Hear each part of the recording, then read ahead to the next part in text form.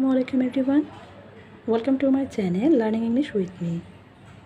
আজকে আমি প্রিপোজিশনের part 12-এর video নিয়ে এসেছি তোমাদের জন্য। পার্ট 12-এর এই ভিডিওতে আমি প্রিপোজিশন অ্যাবাভ সম্পর্কে আলোচনা করব। চলো তাহলে শুরু করা যাক।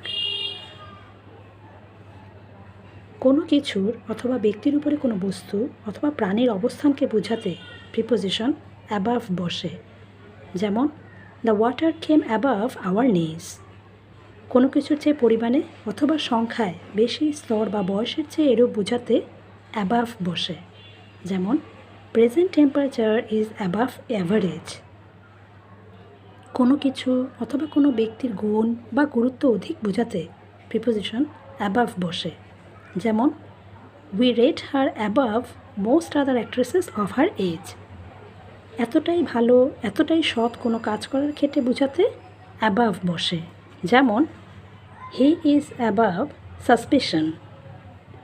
কোনো অতিমাত্রা শব্দের কারণে কোনো কাজ করতে না পারা বোঝাতে অ্যাবাভ বসে। যেমন I couldn't hear her above the noise of the traffic.